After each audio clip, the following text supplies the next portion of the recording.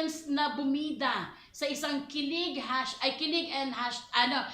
horror story. Pwede niyo bang ipakilala sa amin ang mga karakter ninyo? Siguro si Liana muna. Ang karakter mo dito ay? Ako po si Sela, and ang character ko po dito is cheerleader, captain, and ako po yung nahunt ng ghost.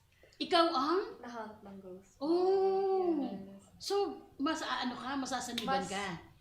More on ganun, more on trauma, more on like parang hindi ko kayang makipag-usap sa iba kasi parang feeling ko nandiyan pa rin yung ghost. Okay, so yun ang character mo. Okay. And then si Aliyah. Akin naman po, ang character name ko po dito is Reika, and best friend po ako ni Sela. Actually, galing po ako ng Sparkly #frenemies. Okay. So, ayan, as little sister ni Drake. Pero, ayan, si Reika naman dito is very makulit lang. Siya ang nagpapasaya sa sa buhay ng mga kasama. Na masyado seryoso sa buhay. Oo. Parang mas seryoso ka.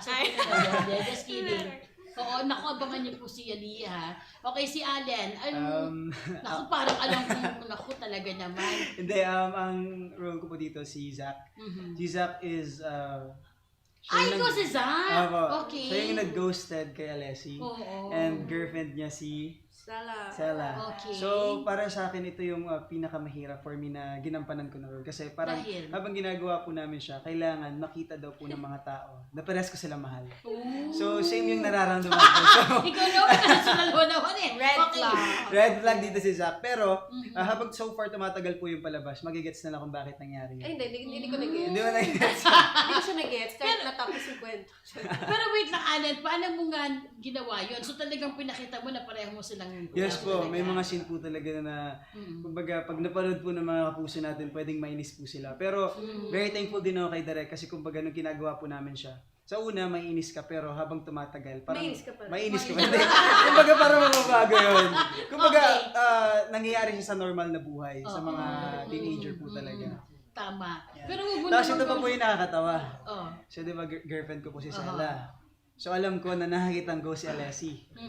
Sa kanya pa ako humingi ng tulong. Tulungan mo naman yung girlfriend ko. Hindi. Pero kayo din noon. Di ba childhood, mo siya? Ginost niya na po ako. Oo, nag-ginost mo.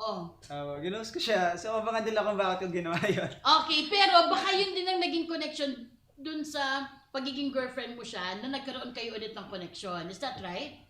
It's wrong. It's wrong. Tama ba? Hindi ba ganon? Parang ganun po. Kinausap niya po ako ulit para sa girlfriend. Exciting naman. Ikaw, Yes, huwag mo lang gawin sa totoong hindi po. I'm good boy. Uy, tandaan natin yan ha. Okay, Sophia naman ay? Ako po si Alessi. Ako po yung, of course, my third eye, nakakita siya ng ghosts. And dito po, medyo weird. Medyo weird yung vibe ni Alessi. Like, sa mga nakapanood, na mapapansin po nila na parang she's always just staring, gano'n. Parang hindi siya expressive. Pero pag nasa bahay, lumalabas yung... Kung sino siya. Yes, parang nagiging tao siya. Pero pag nasa school kids, parang siyang robot. Parang siyang weirdo talaga, yung mga creep na, yung mga gano'n po. So, of course, ako yung ginost, isa. Gano'n. Sa mga boys na nanonood, huwag tularan si Zach.